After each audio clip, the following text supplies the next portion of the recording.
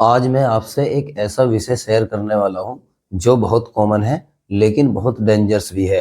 आज हम बात करेंगे विटामिन डी की कमी से होने वाली 4 खतरनाक बीमारियों के बारे में। ज़्यादातर लोग सोचते हैं कि विटामिन डी की कमी कोई बड़ी बात नहीं है, थोड़ा दर्द रहता है, थकान रहती है, वीकनेस रहती है, बस इतना ही।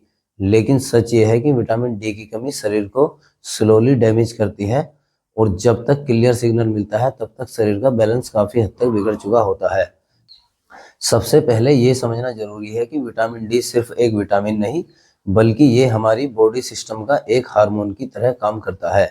यानी इसका काम सिर्फ हड्डियों तक सीमित नहीं है, बल्कि ये हमारी immunity, muscles, nerves, heart, brain और ओवरऑल एनर्जी लेवल को कंट्रोल करता है।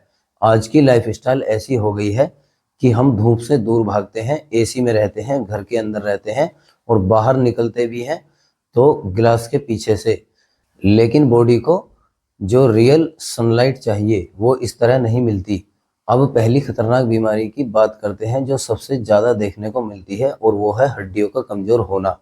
लोग कहते हैं कैल्शियम की कमी है, लेकिन असल प्रॉब्लम अक्सर विटामिन डी की कमी होती है, क्योंकि अगर शरीर में विटामिन डी नहीं है तो कैल्शियम एब्जॉर्ब ही नहीं होगा, चाहे आप कितना भी दूध, दवा या सप्लीमेंट ले लें। इसका रिजल्ट ये होता है कि कम उम्र में ही कमर दर्द, घुटनों का दर्द, गर्दन का दर्द या हल्की सी चोट में भी फ्रैक्चर का खतरा बढ़ जाता है। कई लोग कहते हैं कि बिना कुछ किए ही दर्द रहता है, ये एक्चुअली बॉडी का वार्निंग सिग्नल होता है। अब दूसरी खतरनाक बीमारी की तरफ चलते हैं, और वो है दिल से जुड़ी प्रॉब्लम्स। बहुत कम लोग जानते हैं कि विटामिन डी की कमी से high blood pressure, heart disease और इवन हार्ट अटैक का रिस्क बढ़ जाता है। विटामिन डी हमारी ब्लड वेसल्स को फ्लेक्सिबल रखता है और इन्फ्लामेशन को कम करता है। जब इसकी कमी होती है तो नसें सख्त होने लगती हैं, ब्लड फ्लो डिस्टर्ब होता है और हार्ट पर एक्स्ट्रा प्रेशर पड़ता है। बाहर से सब नॉर्मल लगता है, लेकिन अंदर सिस्टम स्लोली खराब होता है। अब तीसरी बीमारी की बात करते हैं जो आज के समय में बहुत तेजी से बढ़ रही है, और वो है डिप्रेशन, एंजाइटी और मेंटल वीकनेस।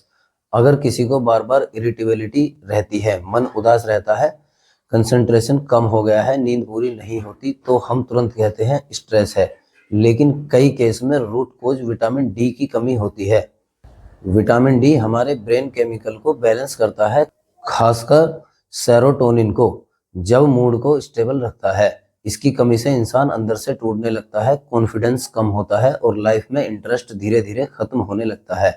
अब चौथी और बहुत ही सीरियस समस्या है इम्यूनिटी का कमजोर होना।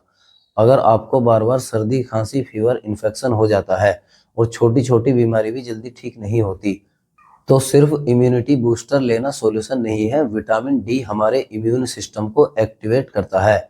इसकी कमी में बॉडी दुश्मन को पहचान नहीं पाती और डिजीज आसानी से अंदर घुस जाती है। यही कारण है कि जिन लोगों में विटामिन डी की कमी होती है वो जल्दी बीमार पड़ते हैं और रिकवरी भी स्लो होती है। अब नेचुरोपैथी क्या कहती है ये भी समझ लीजिए।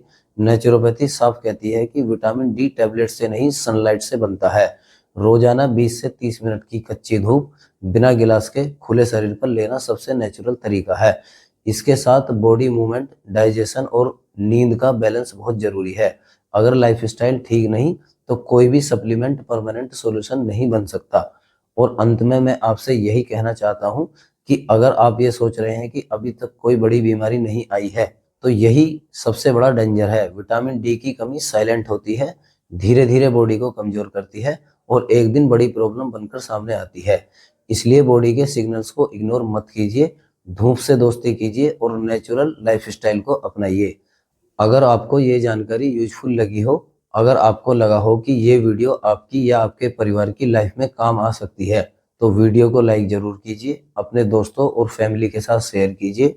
और ऐसे ही natural health, naturopathy, yoga, acupressure और लाइफस्टाइल से जुड़े वीडियो देखने के लिए चैनल को सब्सक्राइब करना मत भूलिए, क्योंकि नॉलेज वही काम की होती है जो सही समय पर इंसान तक पहुंचे।